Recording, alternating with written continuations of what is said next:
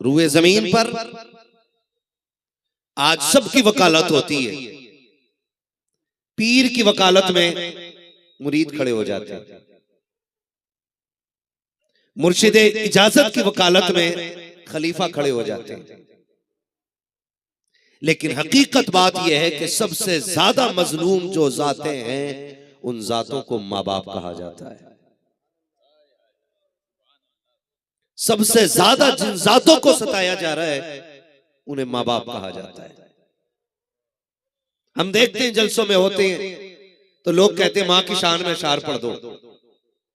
जब कोई मां की शान में दो शेर पढ़े, कोई बंदा खड़ा होता है और यूं पैसे लुटाना शुरू कर देता है, सिर्फ ये दिखाने के लिए ताकि पूरी महफिल ये देख ले ये मां का लाडला है। लेकिन बाद में जब उन्हीं के घर में झांक के देखा जाए ना तो इन्हीं के माँ बाप दो वक्त की दवा के लिए रोते नजर आते हैं। मैं ये नहीं कहता कि आप मां की शान बयान करने वाले को इनाम ना दो, उसकी शायरी पे पैसा खर्च ना करो, लेकिन मैं ये जरूर कहना चाहूंगा कि मिंबर पे बैठने वाले को बाद में पैसा दो, घर में झाड़ू लगाने वाली मां पर पहले पैसा लुटाया करो। मुझे शिकायत है अपनी कौम से, ये तकलीफ है हमें, गलत नहीं कह रहा हूं। जब हम छोटे थे, कमजोर थे तो माँ बाप हमारी जरूरत थे, और जब हम घर में बाहर से आते थे पहला सवाल होता था मां किधर है। क्यों? पता चला कि जबान से पहला जुमला जो घर में आके निकलता था वो ये होता था मां कहां है। इस जुमले का मतलब बताता है कि सबसे ज्यादा जरूरत मां की रही है। अगर किसी ने ये कह दिया मां घर नहीं है तो चुप नहीं बैठे, फिर ये पूछा कहां गई है मां। फिर पता चला कि मां पड़ोस में गई है, या मां किसी रिश्तेदार के घर गई है, या मां मार्केट गई है, या बाजार गई है, हम दौड़ जाते थे क्योंकि मां के बगैर करार नहीं आता था। लेकिन आज भी हम हैं, आज भी मां है। आज महीने महीने बीत जाते हैं, एक बार बेटा ये नहीं पूछता मां कहां है। ये तकलीफ है मुझे, ये दुख है, इसलिए कि मां इतनी असीम नेमत है, बाप इतनी अजमतों का मालिक है। अल्लाह कुरान में ऐलान फरमाता है वक़ज़ा रब्बुका अल्ला ताबुदू इल्ला इय्याह व बिल वालिदैनि ihसाना। तुम्हारे रब ने यह फैसला फरमा दिया कि तुम्हें इबादत सिर्फ अल्लाह की करनी है, और इबादत के बाद जो सबसे पहला काम करना है वो वालिदैन के साथ उसने सलूक करना है। ये सबसे ज्यादा जरूरी काम है। लेकिन माफ कीजिएगा, माँ बाप घर में दवा को तरस रहे हैं और बेटे का तीसरा उम्र है, बाप का ऑपरेशन होने को है, बेटा छठे उम्र को जा रहा है,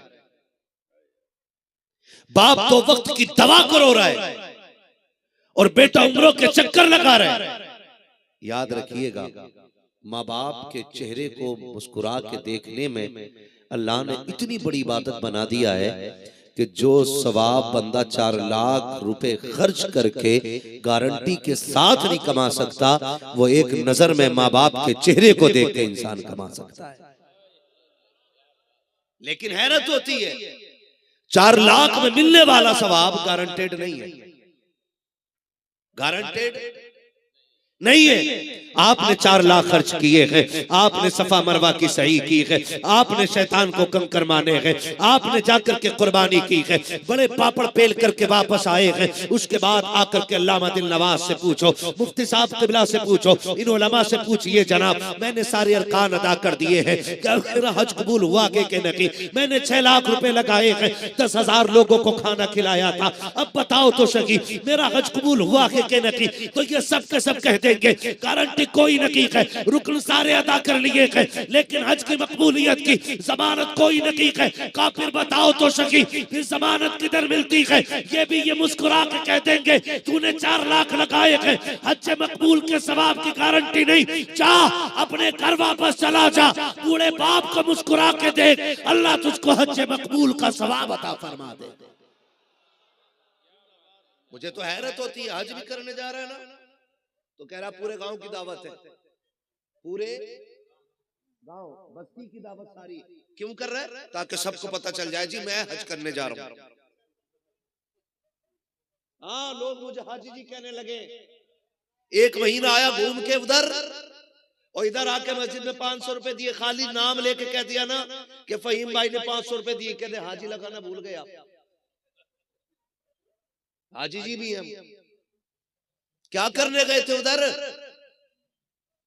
करने के लिए क्या गए थे? हाजी बनने के लिए गए थे या रब से गुनाह बख्शवाने के लिए गए थे? हैरत होती है, हम 10-10 हजार लोगों को खाने खिला के जाते हैं और एक बूढ़ी मां को एक ताजा रोटी भी चूल्हे से मैसर नहीं हो रही है। किस तरफ दौड़ रहे हैं? याद रखिएगा, फरमाया गया जब माँ बाप राजी होते हैं तभी खुदाए पाक राजी होता है। ये उसूल बांध लीजिएगा, पहले माँ बाप को राजी करें फिर खुदाए पाक राजी हो जाता है। अगर आपके माँ बाप आपसे नाराज है ना तो फिर खुदाए पाक भी आपसे नाराज है। आप जितने चाहो सजदे कर लो। मेरे हुजूर की बारगाह में एक देहाती शख्स हाजिर हुए। हुजूर ने फरमाया खैर है, किधर से आए? कहा हुजूर बड़ा लंबा सफर करके आए हो। क्यों आए हो? कहा मैंने सुना है जिससे तू राजी होता है उससे खुदा राजी हो जाता है। कहा क्या करने आए हो? कहा आपको राजी करने। अब मेरे नबी तो दिलों के हाल जानने वाले। फरमाया पीछे किसे छोड़ा है? कहा बूढ़े माँ बाप। कहा किस हाल में छोड़ा? कहा रोते हुए। फिर मेरे नबी ने फरमाया वापस चला जा। कहा क्यों? कहा जिसे रोता हुआ छोड़ आया है उसके लबों पे मुस्कुराहट दे देना, मदीने वाला भी राजी हो जाएगा, काबे वाला भी राजी हो जाएगा।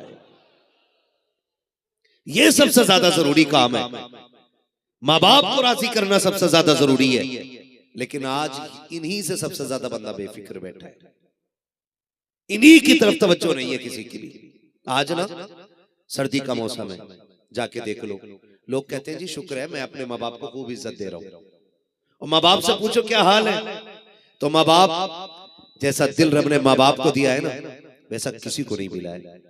बेटे भूखे भी रखते हैं ना तो कभी माँ बाप ये नहीं कहता मेरा बेटा रोटी नहीं दे रहा है, बल्कि फाके से रहने वाला बाप भी कहता है अल्लाह ने जैसी औलाद मुझे दी अल्लाह सबको ऐसे बेटे अता कर दे, जैसे रब ने मुझे बेटे दिए हैं ऐसे मुझे भी बेटे अता कर दे। हर बाप अपने बेटे की तारीफ किया करता है। आओ मैं तुम्हें बता दूं, राज तो ऐसे नहीं खुला करते हैं, लेकिन याद रखिएगा अगर आपको ये पता लगाना है कितने लोग माँ बाप की इज्जत करते हैं, कितने लोग माँ बाप की कदर करते हैं, तो जाओ जाकर के कभी चौक में देखो, कभी मैदान में जाकर के देखो जहां पे आग जला करके लोग तापते हैं, आग बुझ जाती है, राख बाकी रह जाती है, अगर फिर भी उस राख के सहारे कोई बूढ़ा बैठा हुआ है तो समझ लेना इसके बेटों ने इसके लिए घर की जमीन तंग कर दी है। अगर फिर भी बुझी राख के सहारे कोई बूढ़ा बाप बैठा हुआ है समझ जाइएगा कि इसके बेटे इसकी इज्जत नहीं कर रखे हैं। तुम्हें खुदा का वास्ता दे के कहता हूं, हरम के साए में जाके जन्नत ढूंढने वालों, गुम्बद खजरा के दाएं बाएं जाके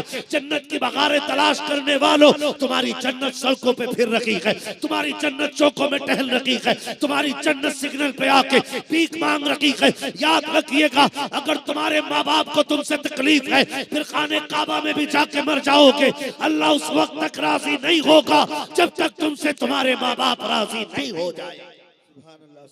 नारे तकबीर, नारे तकबीर, नारे रिसालत, नारे रिसालत। सुभान अल्लाह, सुभान अल्लाह। गलत नहीं कह रहा हूं, जब जिंदा होते हैं तो कदर कोई नहीं करता, कोई दो रोटी देने तैयार नहीं, इल्ला माशाअल्लाह। सर्दी में रोटी जल्दी ठंडी होती है, सर्दी में रोटी जल्दी ठंडी होती है। बाप कहता बेटे, बहू से कहता, बहू से, अल्लाह माफ करे बेटियों को भी ये सबक पढ़ाओ, बेटियों को भी। बाप बहू से कह रहा है बेटी एक ताजा रोटी मिल जाती ना तो मेरा पेट भर जाता। डायरेक्ट ताना मिलता उधर से, बहू 11,000 फौरन करंट उसमें आता। वो डायरेक्ट कहती है बेटियों के दौर में कभी गर्म रोटी खाई, अब बुढ़ापे में शौक हो रही है। जब बहुएं ये ताना देती है ना तो बाप का कलेजा टूट जाता है। अगर तेरी बीवी ने उसे ताजे रोटी का ताना दिया है फिर उसके मरने के बाद पूरी दुनिया के मौलवियों से कुलखानी कराना, उस दुख का इलाज नहीं हो सकता है, उस दर्द पे मरहम नहीं रखा जा सकता है। उसने जो ताजा रोटी मांगी थी ना शौक के लिए नहीं मांगी थी। जाओ जाके बेटियों को समझाओ, अगर सास ससुर ताजा रोटी मांग ले, मेरी बेटी लहजे बिगाड़ के बात ना करना, उसको बेटी का ताना मत देना। दुनिया की 1000 बहुएं एक ससुर को वो सुख नहीं दे सकती है जो एक बेटी तन्हा बाप को पाल के दिखा देती है। जाओ घरों के जाके जायजे ले लो, बेटी की जिंदगी में बाप के होना ये खुदा की बहुत बड़ी रहमत होती है। अगर बहू ये ताना देती है कि बेटियों के दौर में कितनी गर्म रोटियां खाई थी जो आज खाओगे, पहला जवाब तो ये है बेटी, जब जवानी का दौर था तो ये पत्थर चबा जाता था, गर्म रोटी की जरूरत ही क्या थी, ये तो पत्थर चबा लेता था, इसके दांतों से पत्थर टूट जाते थे। जब से बुढ़ापा आया है, दांतों की ताकत चली गई है, मसूड़ों से रोटी खाना शुरू कर दिया है, और रह गई बेटी की बात, तो बेटी की जरूरत कौन पूरी कर सकता है, बेटी की जगह कौन ले सकता है। खुदा की कसम, जब बेटी घर की दहलीज में होती है, बाप रात के 1 बजे आता है, जो सबसे पहले दरवाजा खोलती है वो बेटी होती है। रात के 2 बजे दरवाजे पे दस्तक दे बाप थे, पहले उठ के जो आती है वो बेटी होती है। और रह गई ताजा रोटी की बात, तो तू क्या खिला देगी। जब बाप रात के 12:30 बजे मजदूरी करके आता था, कहता था बेटी भूख लगी है, बेटी कहती थी अब्बा 2 मिनट दे दे, बाप ने कहा था लख्ते जिगर नूरे नजर, भूख बड़ी जोर की लगी है, जो रखा हो वही ला के दे दे। कहती अब्बा ना, मैंने आटा उठा के रख दिया है, तेरे लिए ताजी रोटी बना के लाती हूँ। बेटियां ताजा रोटी बना के लाती है। और जब बाप कहता कि बेटी इतनी रात में थकने की जरूरत क्या थी, तो बेटी बाप का चेहरा देख के कहती है अब्बा जरा तू ही बता दे, माँ जो पेट भर के रोटी खा के सोई है वो तेरी कमाई है, भाई ने जो पेट भर के खाया है वो भी तेरी कमाई थी, पूरे घर वाले जो खा के सोए हैं वो सारी तेरी कमाई खा के सोए हैं। अब्बा अब तू ही बता दे, सारे तेरी कमाई की, ताजा रोटी खा के सोए हैं, कमाने वाला ठंडी रोटी खा के सोएगा, ये बेटी कैसे गवारा कर लेगी। खुदा की कसम, जब बेटियां मौजूद होती हैं तो बाप को बोलने की जरूरत नहीं पड़ती। हकीकत तो ये है, जब बेटी घर पे होती है तो बाप नहीं बल्कि बादशाह नजर आता है, और बेटी बेटी नहीं वो शाहजादी नजर आया करती। ये रिश्ते होते हैं। तो हमारी बीवी ने कहा अच्छा बेटी के दौर में क्या खाया है, समझा, उसके मुंह पे ताला लगा, उससे कह दे तू नहीं जानता है, तू नहीं जानती है कि मेरा बाप है वो, उसके रजा में रब की रजा रखी गई है। किसकी रजा? रब की रजा रखी गई है। माफ कीजिएगा, हमारे रवैये बड़े खराब हैं। एक जगह गए हजरत, तो वहां सिगरेट भी रखी, फाता में 40वें में पुड़ियां रखी। ये क्यों रखी है, तो बताया कि हमारे अब्बा पुड़ियां भी खाते थे, सिगरेट भी पीते थे अब्बा, इसलिए 40वें में हर वो चीज ला के रख दी जो अब्बा को पसंद है। लो भाई, मुझे हैरत होती है जो औलाद जीते जी बाप को ताजा रोटी ना खिला सकी, वो 40वें में 40 हाथ का दस्तरखान लगाती है। क्यों? क्योंकि एक वक्त की रोटी को कोई देखने नहीं आता था, 40वें के खाने को पूरा हिंदुस्तान देखने आ रहा। सिर्फ इसीलिए सुने, हजरत मालिक बिन दीनार हज करने के लिए गए, हज हो गया, फारिग हो गए सारे अरकान से, अगले दिन वापस आना है। साथियों ने कहा चलो बाजार चलें कुछ ले लें, कहा नहीं आज आखिरी रात है, क्यों ना अपने रब को राजी करें। हरम शरीफ में आए, अल्लाह की इबादत में मसरूफ हो गए। जैसी मसरूफ हुए आकर के ना, सुने खुदा का वास्ता, एक एक बात मेरी बहुत गौर से सुनिएगा। हरम शरीफ में आए, मसरूफ थे कि आपने देखा 2 फरिश्ते आए, आकर के बातें करने लगे। एक ने कहा इस साल कितने हाजी आए, दूसरे ने कहा 4 लाख। कहा हज कितनों का कबूल है, कहा एक के अलावा अल्लाह ने सबका हज कबूल फरमा लिया है। बोलो सुभान अल्लाह। आप बोलोगे ना तो गर्मी लगेगी, मुझे मालूम है मेरा वक्त ही ऐसा है कि ये तो मुर्गों के अजान देने का वक्त है, और जो इस वक्त अजान देता है वो बहुत जल्दी जिबा कर दिया जाता है। मुझे पता है मुझे क्या वक्त मिला है, लेकिन मैं आपकी मोहब्बतों का शुक्रिया अदा कर रहा हूं। आप बैठे, यही बड़ी बात है, यही बड़ी बात है। फरमाने लगे हज कितनों का कबूल हुआ है, का एक के अलावा सबका ही हज कबूल हो गया। ठीक है ना? तो जब एक का सुना ना ये कहा और वो चले गए। हजरत मालिक बिन दीनार को ये डाउट हुआ कि वो एक मैं ही तो नहीं जिसका हज कबूल ना हुआ हो। इस ख्याल से रोने लग गए। आज अगर ये कह दो ना कि 4 लाख में से एक की नमाज कबूल हुई है, तो हर बंदा सोचेगा वो एक मैं ही हूं, वो एक मैं ही हूं जिसकी कबूल हुई है, बाकी दूसरे का इनकार कि तू तो है ही नहीं मुसलमान। ये कंडीशन हमारी है। और फरिश्तों ने कहा था आकर के 4 लाख आए हैं, एक के अलावा सबकी कबूल हो गई, एक के अलावा सबकी कबूल हो गई है। मालिक बिन दिनार रोते रहे, सोचते रहे, आए कहीं मैं वो ही तो नहीं हूं। आपके दिल में ये ख्याल आता है वो एक जिसका हज कबूल नहीं है, कहीं ऐसा तो नहीं वो मैं ही हूं। ये सोचते सोचते रात गुजर गई, रोते रोते सुबह हो गई, सुबह से फिर शाम आ गई है, फिर शाम से रात आ गई है। आप फिर उसी जगह पे बैठ के रो के कहते हैं परवरदिगार या तो ये बता दे कि वो कौन है जिसका हज कबूल नहीं हुआ है, वरना मैं मर जाऊंगा। मुझे लगता कि मैं ही वो हूँ जिसका हज कबूल नहीं हुआ है। हाँ मालिक, अगर मैं वो गुनाहगार हूँ जिसका हज कबूल नहीं हुआ है, कम से कम बता तो दे ताकि मैं तुझे रो के राजी कर सकूं। हजरत मालिक बिन दिनार रोते जा रहे हैं, फिर वही फरिश्ते उतरते हैं, आके फिर बातें कर रहे हैं कि वो 4 लाख में से एक का हज कबूल नहीं हुआ है। मालिक बिन दिनार तोड़ जाते हैं, कहने वालों जरा ये तो बता दो जिसका हज कबूल नहीं हुआ है उसका नाम क्या है, उसका पता क्या है। जब इतना सुना है, फरिश्तों ने कहा था अभी तहज्जुद का वक्त होने वाला है, तू देखना इस वाले दरवाजे से एक बंदा आएगा, उसके आधे चेहरे पे कपड़ा पड़ा होगा और उसकी जबान पे तस्बीह होगी लब्बैक अल्लाहुम्मा लब्बैक। जैसी वो लब्बैक की सदा देगा, काबे से आवाज आएगी ला लब्बैक ला लब्बैक, तू आ गया है लेकिन हमने तेरी हाजिरी कबूल नहीं की है। अल्लाह अकबर इतना सुना है, मालिक बिन दिनार बैठ जाते हैं। इतने में तहज्जुद के वक्त में एक शख्स आता है, जैसे कि वो अंदर आता है, नाम अब्दुल रहमान बिन शिरान है, कद लंबा है, चेहरा खूबसूरत है, आंखें नीली है, लंबे चौड़े कद का बंदा है। जैसी दाखिल होता है, आवाज दे के कहता है लब्बैक अल्लाहुम्मा लब्बैक, आवाज आती है ला लब्बैक। जैसी इतनी आवाज आई है, हजरत मालिक बिन दिनार उठ के खड़े हो जाते हैं और अब्दुल रहमान बिन शिरान के कंधे पे हाथ रख के कहते हैं यार तूने ये आवाज सुनी है जो मैंने सुनी है? कहा कौन सी आवाज? कि तूने कहा है लब्बैक, उधर से आवाज आई है ला लब्बैक। कहा ये आज नहीं, ये मैं 7 साल से सुनता चला रहा हूँ। जैसे इतना सुना के मालिक बिन दिनार कहते हैं बता तो सकी कौन सी खता करके बैठा है कि 7 साल से ये सदा तुझे बार बार आती है। उसने कहा तुझे क्या बताऊं, मैं वो बदनसीब हूँ जिसने अपनी माँ के चेहरे पे थप्पड़ मार दिया था।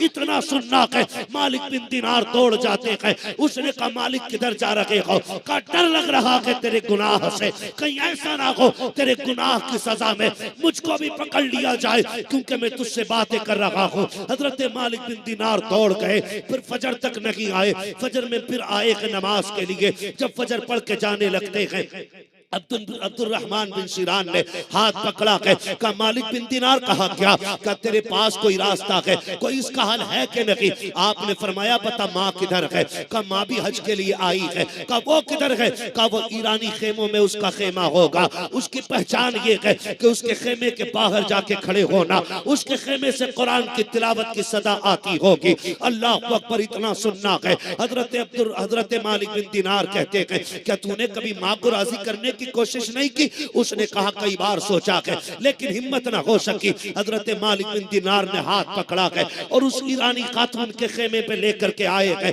दरवाजे पे आवाज दे के कहते हैं अब्दुल रहमान बिन शिरान की अम्मी है क्या? जैसी इतना कहा है, माँ ने ठंडा होकर भरा, लंबी सांस लेके कहा हाय आने वाले तूने किसका नाम ले दिया है? इसका नाम आते ही मेरी आंख में दर्द हो जाता है। अल्लाह अकबर इतना सुनना है। हजरत मालिक बिन दिनार ठहर जाते हैं। खामोशी का ताला जबान पे लगता है। अंदर से आवाज आती है जब तूने बेटे की बात छेड़ ही दी है, आने वाले अंदर आ जा। हजरत मालिक बिन दिनार अंदर जाते हैं, जाके कहते माँ बता क्या हाल है? चेहरे पे कपड़ा पड़ा है, आधे चेहरा खुला है, आधा चेहरा छुपा है। जाके कहते हैं बता तो सही तेरे बेटे के नाम से तेरी आंख का क्या लेना देना है? अल्लाह अकबर इतना सुना। माँ ने कहा था तुझे क्या बताऊं, जब उसने मेरे थप्पड़ मारा था तब मेरी आंख निकल के बाहर आ गई थी। आज आज भी जब उसका जिक्र आता है मेरी आंख में दर्द हो जाता है। अल्लाह अकबर। हजरत मालिक बिन दिनार कहते हैं माँ तूने उसे माफ क्यों नहीं किया? कहा कई बार चाहा कि उसके लिए दुआ कर दो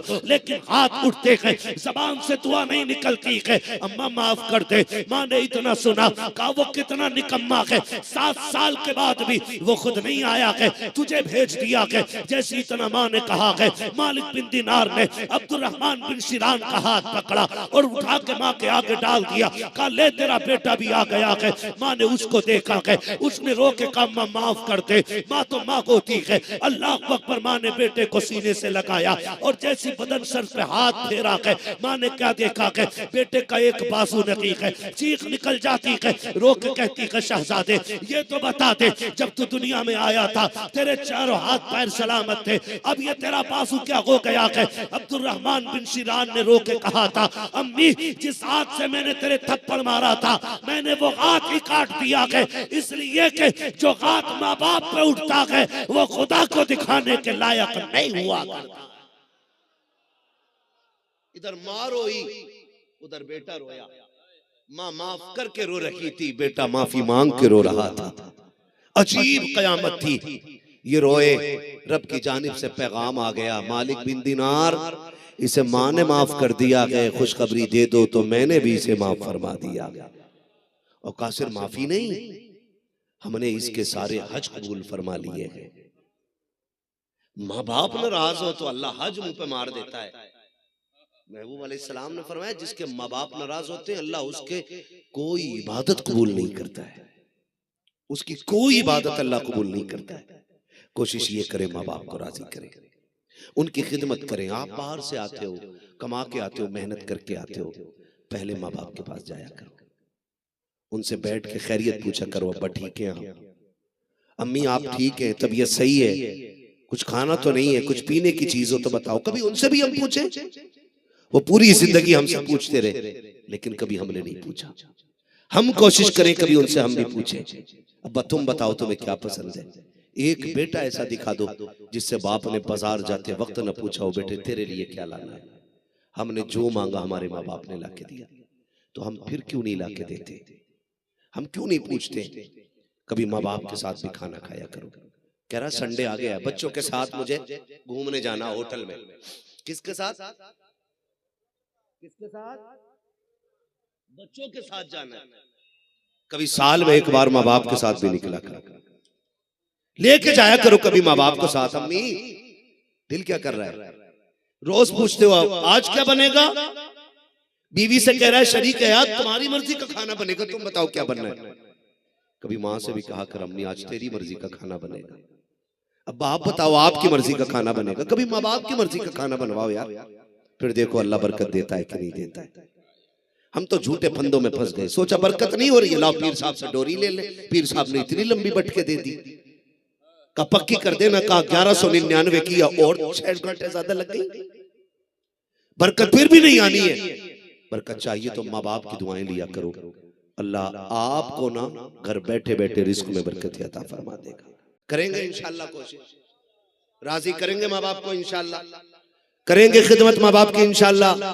माँ बाप बड़ी कीमती चीज है, माँ बाप इतनी कीमती चीज है कि अगर माँ बाप चले जाएं तो फिर दोबारा नहीं मिलने वाले। अगर माँ बाप चले गए तो दोबारा नहीं मिलने वाले। आप इससे फर्क महसूस कर लो। ईद का दिन आए ना तो देखना, जिनके माँ बाप सलामत होते हैं वो 2 रकात पढ़ के घर दौड़ जाते हैं, और जिनके माँ बाप नहीं होते वो कब्रिस्तान जाके रोया करते, कब्रिस्तान जाके रोते। और हजरत रोने की भी हालत अलग होती है। लोग नए कपड़े बचा के रोते, ये दिखा दिखा के रोते हैं। अब्बा आज मैंने ये पहना है, अम्मी आज मैंने ये पहना है। माँ दुनिया मुबारकबादियां दे रही थी लेकिन तेरे बगैर जी नहीं लग रहा था। खुदा के वास्ते इनकी पहली आवाज पे दौड़ जाया करो, वरना जिस दिन ये कब्रिस्तान चले जाएंगे तुम 100 आवाजें भी दोगे, एक आवाज पलट के नहीं आने वाली है। चूमना मिट्टी को, रोना मिट्टी को देख करके, फिर आंसुओं के सिवा मुकद्दर में कुछ नहीं रह जाएगा। अगर ये जिंदा है इनके पास बैठा करो, इनके चेहरे देखा करो, इसलिए कि जब इनको देखते हो खुदा की कसम सिर्फ ये राजी नहीं होते, इनके साथ साथ पैदा करने वाला खुदा भी राजी हो जाया करता है। बैठेंगे इनके पास इंशाअल्लाह, करेंगे खिदमत इंशाअल्लाह। और याद रखिएगा हमारे माँ बाप, आप थोड़े से आगे आ जाइए, जो आ सकते हैं वो थोड़ा आगे आ जाए, आगे आ जाए। कुछ लोगों को बहुत दूर जाना है इसलिए वो जा रहे हैं। मैं बात पूरी करूंगा इंशाअल्लाह 15 मिनट के अंदर अंदर। खैरियत है भी आप? खैरियत है सारे लोग? खैरियत तो ना बिगड़ गई? अच्छा आप ऐसे तो नहीं हो जिसकी चादर यहां बिछ रही हो? अब जरा कहते हैं या रसूल अल्लाह। हाँ जी, मैं क्या बात कर रहा था आपसे? क्या कहा था मैंने आपसे? माँ बाप की खिदमत किया करो, माँ बाप को राजी करने की कोशिश करो, राजी। ये सबसे बड़ी दौलत है हमारे लिए।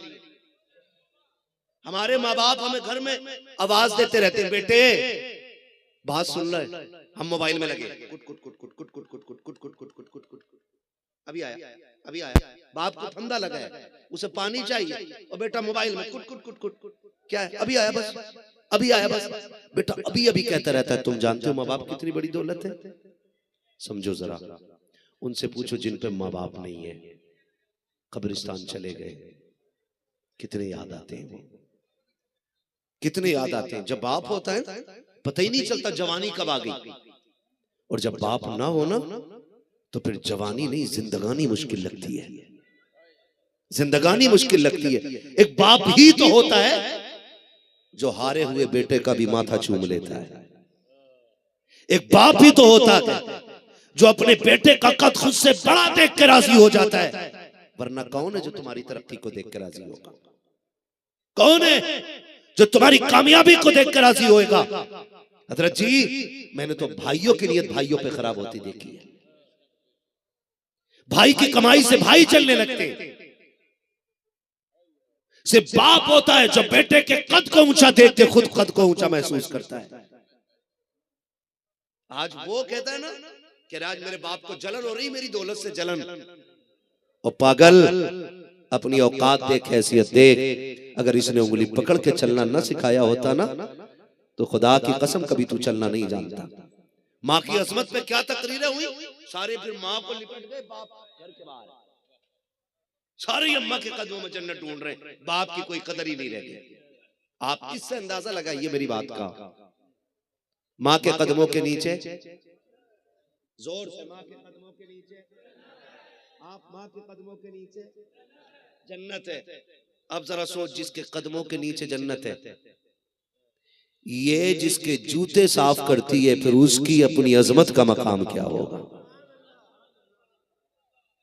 जिसके कदमों के नीचे जन्नत है, और ये जिसके कपड़े का एक धब्बा मुस्कुरा के साफ करे, अल्लाह इसे 70 नेकियां देता है। तो सोच उस बाप की अपनी अजमत और अपना मकाम क्या होगा? कह रहा नहीं अम्मा राजी हो, क्यों नहीं करते बाप को राजी? क्यों नहीं करते बाप को राजी? कहने नहीं मेरा बाप मोहब्बत ही नहीं करता मुझसे, मेरे बाप को मुझसे मोहब्बत ही नहीं है। तुझे किसने कह दिया बाप को मोहब्बत नहीं है? बाप को जानता है तू?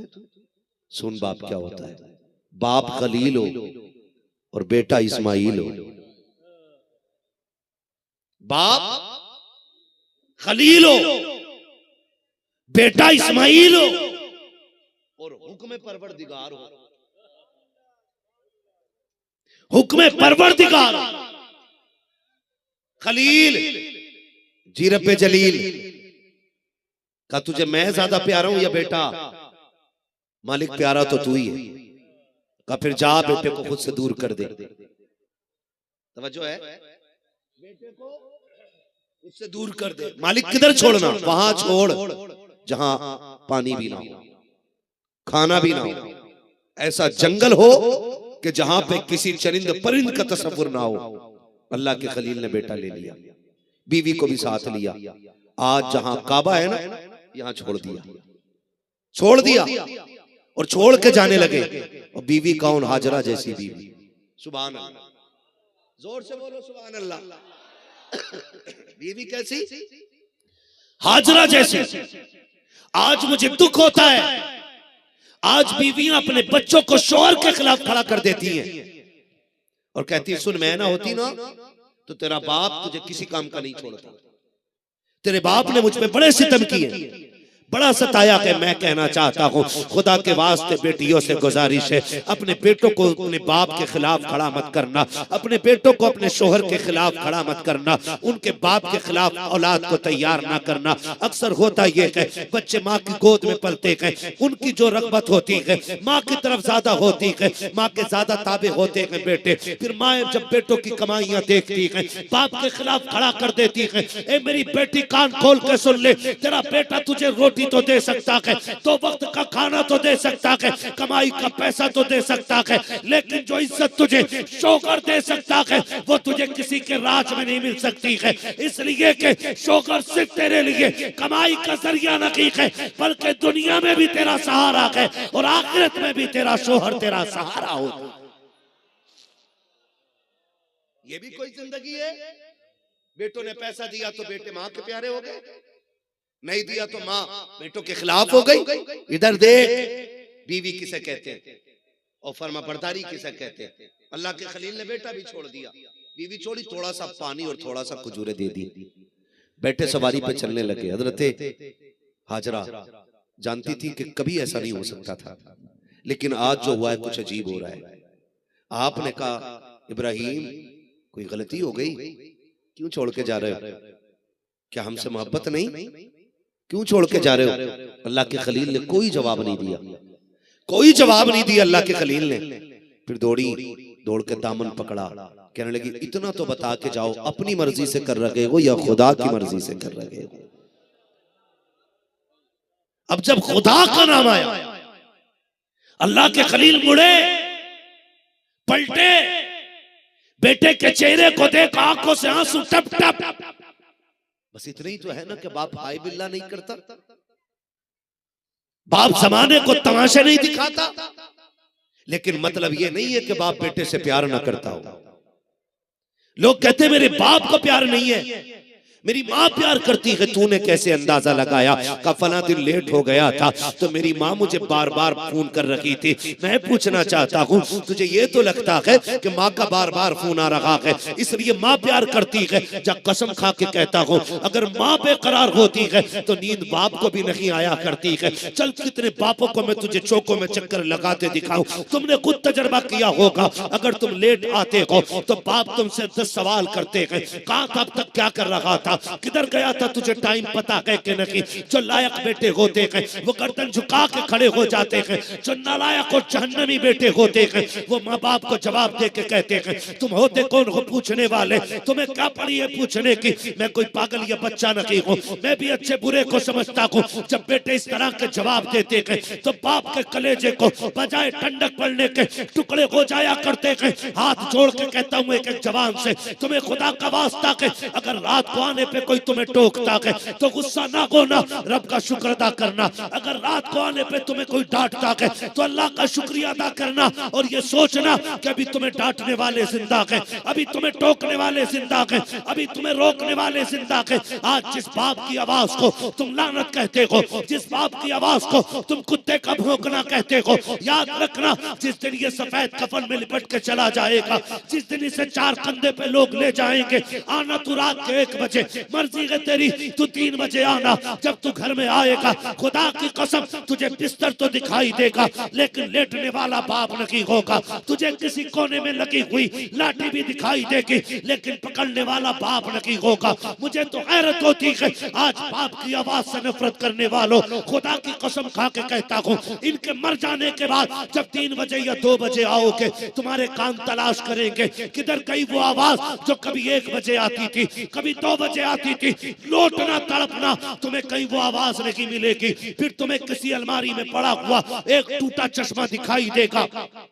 जिसकी एक साइड का शीशा सलामत होगा, दूसरी साइड का शीशा टूट चुका होगा। तुम उसे उठा के चूमोगे, तुम्हें उसमें बाप के जलवे तो नजर आएंगे लेकिन देखने वाली आंख नहीं होगी। तुम उसे सीने से लगा के तड़पोगे लेकिन बाप के कलेजे की ठंडक नहीं होगी। और तुम्हें खुदा का वास्ता है रात को लेट आते हो, माँ पूछती है खाना नहीं खाया था, किधर चला गया था, कहता है कुतिया है, भौंकती रहती है। सुन खुदा की कसम खा के कहता हूँ लाख तेरे चाहने वाले हो जाए। आज माँ बाप के एतराज पे आवाज ऊंची ना करना, वरना इनके मर जाने के बाद तू 1 बजे आना, 2 बजे आना, किसी को दस्तरखान पे तेरा इंतजार नहीं होगा, कोई नजरें जमा के दरवाजे पे नहीं बैठेगा, किसी को तेरे आने ना आने से फर्क नहीं पड़ेगा। तू 3 बजे आ जाना या 4 बजे आ जाना, कोई रोटी लेकर के तेरी राहों में नहीं बैठेगा। जब तू घर के अंदर आएगा तुझे खड़ी चारपाई भी दिखेगी, बड़े बिस्तर भी दिखाई देंगे, लेकिन कोई तुझसे खाने को पूछने वाला नहीं होगा, कोई तेरी भूख का सवाल नहीं करेगा। तब तू तड़पेगा और एहसास करेगा मैंने कौन सी दौलत खो दी है, आखिर कहां गई वो मुबारक आवाज है। जा, अगर तुझे दौलत पे घमंड है तो फिर उठाना सारी दौलत को, घूमना दुनिया के चक्कर लगाना और कहना लोगों ये सारी दौलत ले लो, एक बार माँ का चेहरा दिखा दो, एक बार बाप का चेहरा दिखा दो। खुदा की कसम सारी दौलत लेकर के कोई तुम्हें एक बार बाप का चेहरा नहीं दिखाएगा, एक बार माँ की आवाज नहीं सुना सकता है। क्यों? इसलिए मैं कहता हूँ आज ये कहे तो कदर कर लो, आज ये कहे तो इज्जत कर लो, इसलिए कि दौलत मेहनत से मिलती है, माँ बाप खुदा की कसम किस्मत से मिला कर। इनकी इज्जत करो, इनकी कदर करो। अगर अल्लाह ने माँ बाप दिए हैं ना, वक्त गुजारा करो इनके पास बैठ के, वक्त गुजारा करो। मैं थोड़ा कड़वा हूं, मैं पीरों को भी पसंद नहीं आता हूं, बहुत से मौलवियों को भी मैं हजम नहीं होता हूं, क्योंकि मैं बात इतनी कड़वी कह जाता हूं। मुझे हैरत हो, कह रहा मैंने पीर के हाथ चूमे थे, हाँ गुलाब जैसे हाथ थे मेरे पीर के तलवे, ओहो ऐसा लग रहा था जैसे रूई छूली। जो 24 घंटे एसी में रहेगा वो रूई होगा। जन्नत इसके रूई जैसे तलवों में नहीं, जन्नत तो बाप के खारदार पैरों के तलवों में होती है। बात कर रहा है पीर साहब के तलवे चिकने थे, गोल थे, मुलायम थे ना। कभी बाप यूं लेटा हो ना, यूं आना उसके पैरों में बैठना और झांक के देखना। अब्बा पूछे क्या देख रहा है? कहा मैं ये देख रहा हूं कि इस जवानी को बनाने के लिए तूने कितने पैर के तलवे से कांटे निकाले थे। बैठ कभी ना। कह रहा हाथ चूमे हो भाई, एक बार हाथ मेरे हाथ चूम लिए तुमने भाई। मैं खेती नहीं करता, मेरे हाथ मुलायम है, मेरा काम ईंट गारा उठाने का नहीं, तो मेरे हाथ मुलायम है। कभी उस बाप से पूछ जिसने ईंटें उठाते उठाते तेरी लकीरें बनाने में अपनी लकीरें मिटा दी हो। उधर बैठ के देखना जन्नत किधर है। ऐसे ये झूठा, ऐसे ही पीर झूठा। 500 रुपए दे दे कोई, चाहे रिश्वत का ही पैसा लाया हो, ब्याज का पैसा हो, कह रहा लो भाई, तो कह रहा जिसे जन्नती देखना हो इसे देख ले। तो वो भी इतरा रहा कि लो भाई एक 500 के नोट में सारी जन्नती हो गई। नहीं, जन्नत किधर है तुझे पता? एक बंदे ने ना माँ को कंधे पे बैठाया, तवाफ कराया, तक गया, माँ से कहा माँ तू टेक लगा के बैठ, मैं तेरे पैर दबा देता हूँ। सुने, वो पैर दबाने लगा माँ के, हरम शरीफ के अंदर पैर दबाते दबाते ना तलवे झांकने लगा। माँ ने कहा पूत क्या देख रहा है? कहा माँ नबी ने कहा माँ के कदमों के नीचे जन्नत है, मैं तेरे कदमों में वही जन्नत ढूंढ रहा हूँ। जैसे इतना बेटे ने कहा माँ की झोली उठ गई। उसने कहा अल्लाह मेरे बेटे की उम्मीद खाली ना लुटाना, इसे मेरे कदमों में बैठा के जन्नत के जलवे दिखा दे। जैसी माँ के होठ हिले इतने जुमले निकले, उसने चीख के कहा खुदा भी सच्चा, उसका रसूल भी सच्चा। वो देखो लोगों मेरी माँ के तलवों में मुझे जन्नत के जलवे नजर आ गए। कभी उधर बैठा करो, कभी उधर जन्नत देखा करो यार, उधर देखा करो, कभी हाथ दबाओ, कभी कंधे दबाओ, कभी पूछ अब्बा बता बहुत बोझ उठाया ना मेरा, अब तू आराम कर, तेरा बेटा अब जवान हो गया है। कभी उसके कंधे दबाया करो, कभी पैर के तलवे दबाया करो, कभी हाथ पे हाथ लेके चला करो यार, बैठा करो कभी बाप के साथ।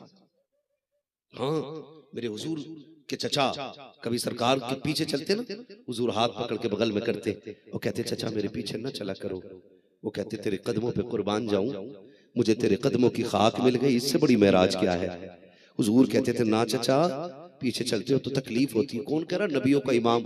चचा ने कहा महबूब क्यों?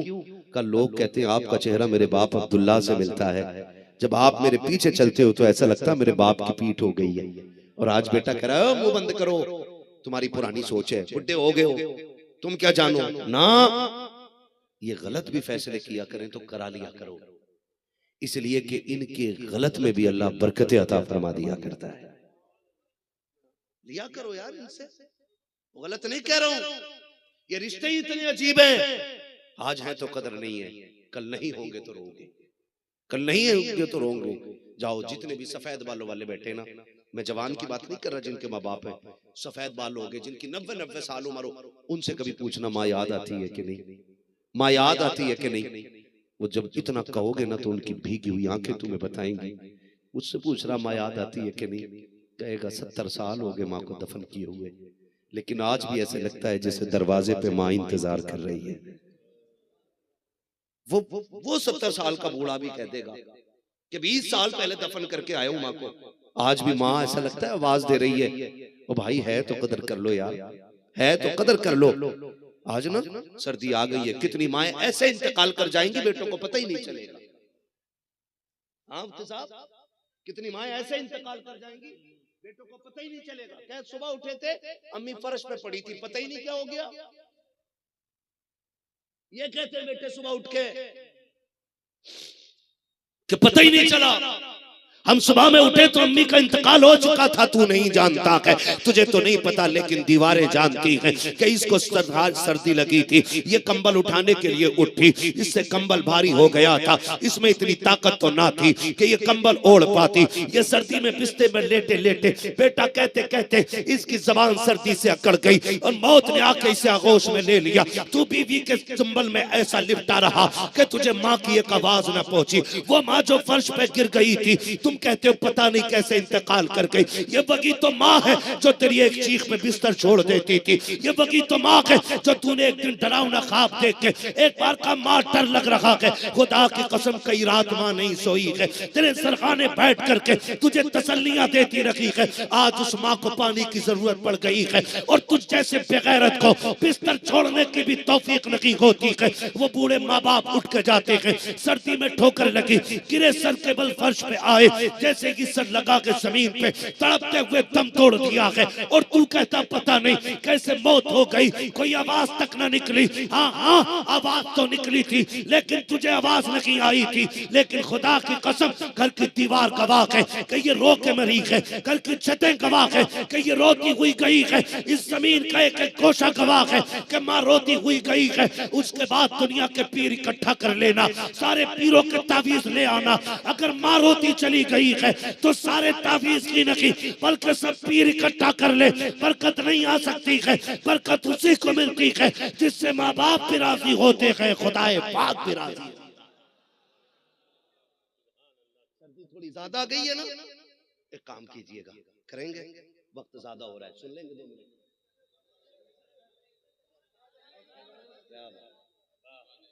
कह दे जरा या रसूल अल्लाह, खुदा सलामत रखे।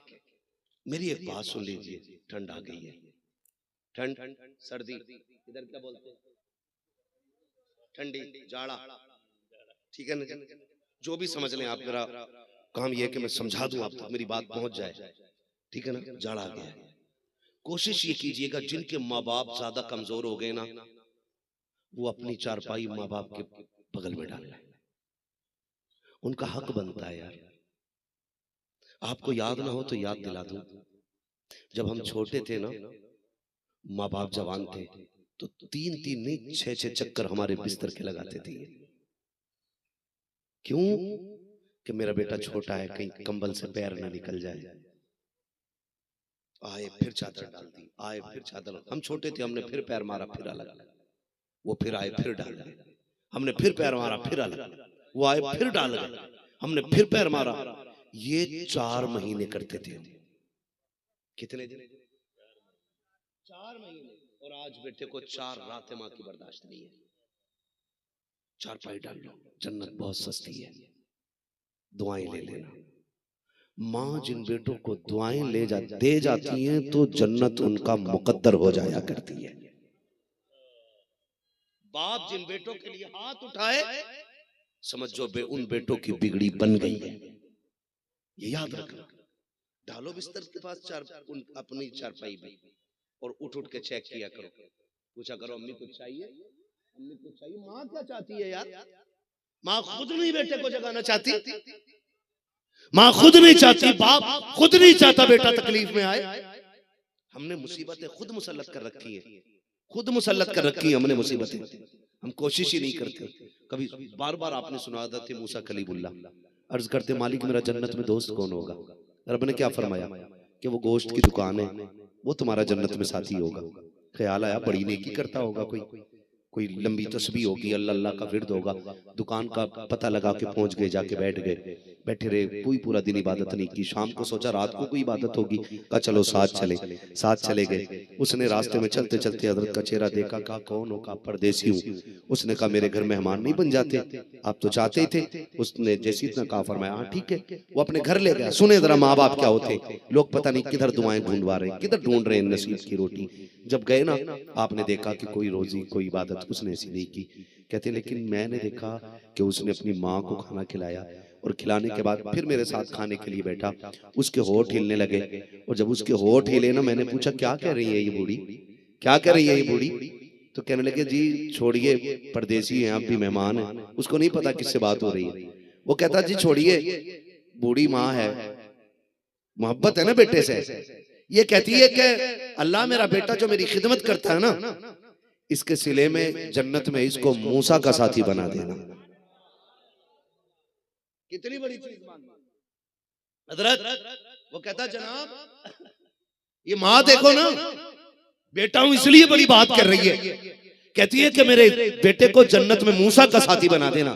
कहां मूसा कहां मैं? क्या ये भी हो सकता है? हजरत मूसा ने सीने से लगाया, फरमाया सुन रब ने तेरी माँ की दुआ कबूल कर ली है। कहा आप भी वही कह रहे हैं जो माँ कह रही? फरमाने लगे हाँ सिर्फ मैं नहीं, खुदा भी वही कह रहा है जो तेरी माँ कह रही है। कहा कैसे? कहा जिस मूसा का साथी तुझे रब ने जन्नत में बनाया वो कोई और नहीं तेरे सामने खड़ा है। तो माँ के ये होठ जो हिलते हैं ना, ये बेटों के मुकद्दर में जन्नत लिख जाया करते हैं।